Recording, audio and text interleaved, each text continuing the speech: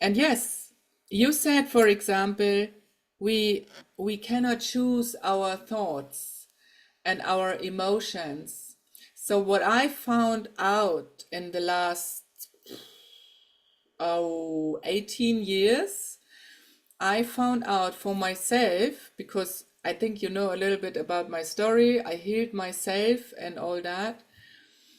So I had to find my specific own individual ways how to heal myself and what is the best for me, that I feel good and that all my health issues which I've had, that they can release in a time. So there was something what I for myself understood in these years, in the beginning years. Our thoughts, they are like on a player. They go the whole time, and actually it's always the same thoughts which we have, sometimes a little bit different, but they are always the same thoughts. But from where are these thoughts coming from? It started with our word, because we put the words inside of our brain, inside of our limited mind, which could create at least the thoughts.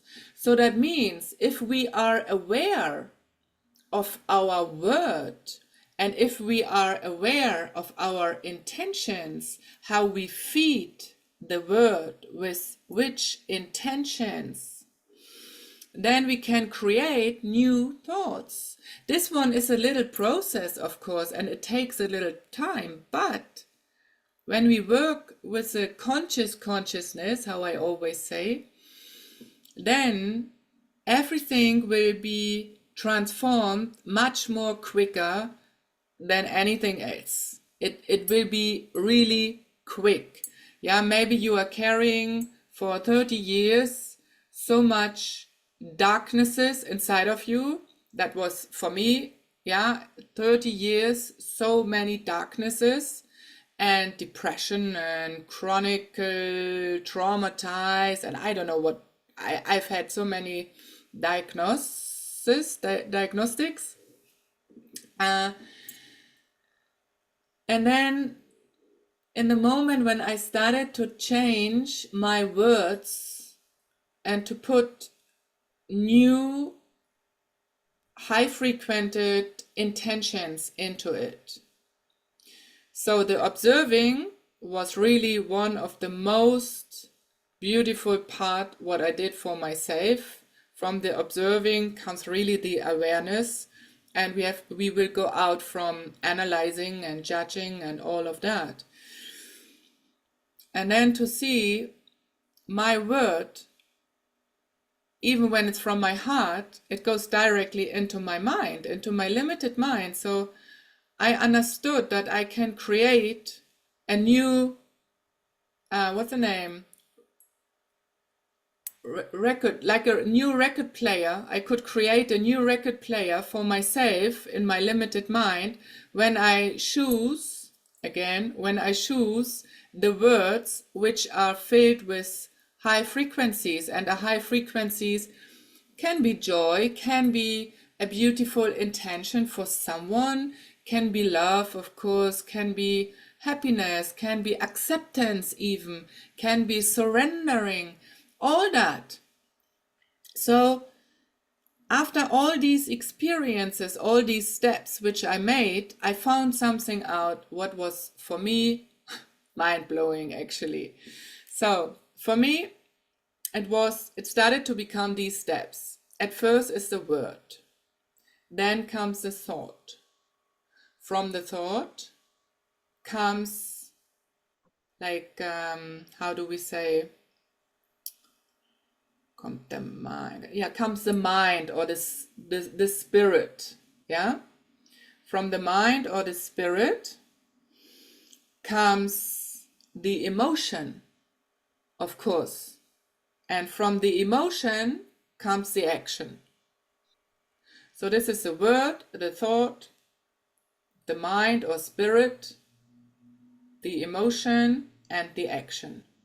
So if you act in a way what you don't like, then go back to the beginning and understand which word you started to have before you make this action, you know?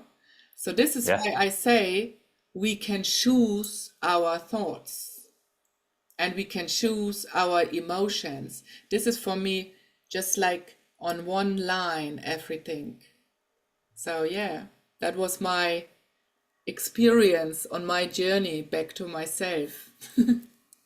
Yeah. I absolutely agree. We can choose. What I was trying to say was when something initially happens, it happens so fast, your thoughts, your emotions, that those initial reactions internally aren't always a choice.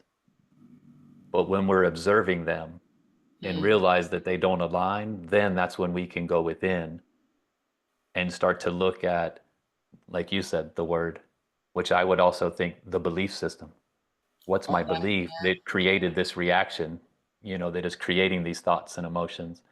So when it initially doesn't align, I feel like you may not have control there, but if you're observing, then you do have the control to go, Mm, wait a minute, why? What is it about this that is creating this reaction within me? It doesn't make sense to my consciousness, to my higher self, to my true heart. And yeah. I think that's when we do have choice. Well, Mm-hmm. let me go back to that word. Let me choose a new word. Let me choose a new belief. Yeah, I'm self-aware. Let me try to correct this. Let me try to exactly. bring things so they are aligning more. Yeah. And I'll tell you, Exactly. for one of the biggest things that helped me to recover from deep traumas that I had from my childhood was tapping into my soul's record within the Akashic Record and learning that choice, that our soul makes a plan. We choose our parents, we choose our environment. We before we come, and we live in linear time as a human, so we have a past, a present, and a future. In spirit, it's just divine time. Mm-hmm. So what you're doing in spirit before you come here is you're planning potential probabilities. And then we come to earth and have free will to make choice, to potentially have those probabilities play out. Mm, These major events in our life, there's very little that is fated, that is absolutely going to happen. But when you look at all of the choices your soul put into potential probability action before you came, there's not a lot of coincidence either. mm, It's just a matter of what will you choose? exactly. Which path are you going to walk? Well, do you need to go backwards? Are you ready to go forward? Do you need to sidestep and go this way? It's all there. It's all our choice. Yeah. But, these potential probabilities are just kind of out there for us to work. It helped me to realize I'm the one that empowered myself to be here. Mm-hmm. And I learned that I actually wanted the potential probability for my own childhood trauma to happen so I could break the cycle in my family. Mm, It was the first time I had taken myself out of victimhood consciousness mm, because my soul put myself here. I yeah. tell people that our soul in spirit writes checks that our human butt has to cash. Mm, We have to come have the experience in our human self. Our soul here is a human, but it made a plan for this to happen. mm, But I found it, I mean, at first it was a little bit like, what? What was I doing? Why would I do that? But I had been struggling for decades with why did this happen to me? Why me? I was so little. Why would anybody do that? I I feel struggled and struggled with no answers. And then I finally got the answer, and it was a tough pill to swallow, mm, as we like to say here in the States. It's a big pill. It's a hard swallow. Was yeah. I came for this. experience. And it was devastating and it tore me apart. But eventually I got to the point where, oh, I can stop this. Mm-hmm. I can heal from this. I can be a cycle breaker in my family. That's why I came. That Mm, was one of the big parts of my life mission, was to endure what I did and then not pass it on. mm. Sometimes we can be abused or go through trauma and then recreate it or become the abuser ourselves.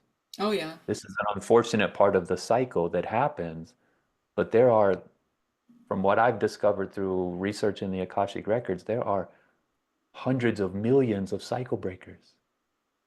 And if you're seeing this, you may be one too. Know that your experiences don't have to victimize you.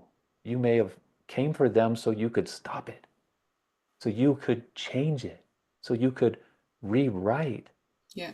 a new ending Yeah.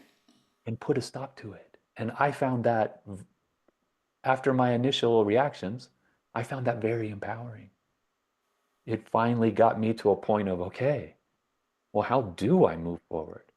Instead of trying to just deal with it or wear my badge of survivorhood, because that Mm. was the strongest thing I knew for a while was I survived this. Yeah, I'm exactly. strong because I'm survived and I'm still here and I didn't die and I'm a good person. I could finally take that off and heal it. Oh, Yeah. I didn't come here to be a survivor. I came here to stop this. I came here to have an experience and say, no more. Mm-hmm. I'm done with this. I'm rewriting a new future for me and my family. I found that extremely empowering, and it was some of the last puzzle piece to go in to create healing, true healing for me.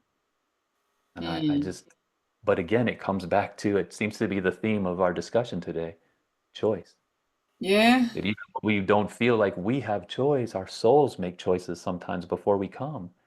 And then it's all about our free will. Sometimes I think that our soul's just up there like going, what's he going to do? What's the choice? Look at this situation, and just kind of waiting to see what I do. And I just feel like that there's no right, there's no wrong for anything. It's just what are we going to do? What are we going to learn? How are we going to grow? How are we going to navigate life? I think that's the beauty. And I think it's also where we may have similarities, but it's where we get to be uniquely us. Mm. Our choice, our way. How do we do? What's important to, what's important to me may or may not be important to you. And if it is, wonderful. If it isn't, wonderful. There's no right or Right. wrong. There's no eternal judgment. No one up there is going, well, you did this bad and this good, so you kind of evened out. You're okay. No, No. the only thing that matters is how do you feel about yourself? How do you feel about your experiences? Did you grow? Did you learn? What are you ready to do next time? Because there more than likely will be a next time. It Mm. takes a while to go through all of our karma and learning. We all innately, as souls, depending where we come from in the universe, there's about 75% of souls are earth souls, meaning they were first born here and their home is the earth. And they have a certain set of natural innate skills.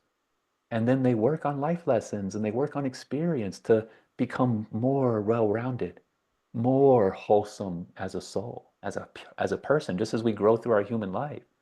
Our soul grows through many, many lifetimes. The other 25% are what we call starseed souls. They come from other places in the universe, and they have their own set of innate natural skills. And then they come to Earth to learn and build upon those. So we all bring these innate skills with us, and we're all at different points of our path. So we're just so super unique. It's beautiful. There's 8 billion of us here, and I'll guarantee Mm. you no soul is exactly the same as another soul. There's only some similarities, but no one is exactly the same, and that's beautiful. That truly is like real diversity on a soul level. Mm. Yeah. Yeah. Thank you. Yes. Mhm. So this is also so beautiful to see. Yeah. like there are so many different, how can I say, kind of belief systems or knowledges and wisdoms and as well concepts, and they are all important. They are all important to speak them out, to talk about them, because maybe I have another view on some things, but for other people, they don't need my view. They need exactly, for example, your view. Yeah, there will be souls which are resonating directly with you, where it clicks in and they say, yes, this is absolutely my yes. So this is why I feel so deep to share our different individual wisdoms with each other, for each other, in the higher understanding that we are all talking at least from the pure divine essence, the light, the divine creation by itself, the one moment, the one consciousness, creator, divine universe. We can call it how we want, but we will always come back to this one moment, this one point. Yeah, so the essence of all the words, within all the concepts, within all the belief systems, within all the different individual wisdoms, is always the same. And this is why nothing is right or can be wrong, because it is talking and feeling the essence with other words, with other feelings to it, and it has got its place, its need here on earth. So what you said with the soul and the soul plan, like in that moment when you talk about that, it was for me, I could see an empty house. Yeah, so the soul has got the walls and the rooms within this house. And maybe even there are some different possibilities of views. How does it look outside? Is it the forest? Is it the sea? Is it the city? Whatever. And when we are here, it's like we will walk inside this house, but we will start to create and to decorate everything from inside, and we will start maybe also to take a wall down, that we have a bigger room or something like that. I really had this vision directly. And maybe we have suddenly a rooftop, and maybe we have our windows somewhere else. So the soul plan is something what is direct, definitely this is what I also feel, absolutely. And the beauty of being a human is the free will, as you said. So the soul is not only carrying this empty house for us, where we can start to decorate everything inside and manage everything and maybe build another house even. So the soul also has got, and this is how I feel, that the soul always has, for each choice that I make, the soul has already the way, has already the path.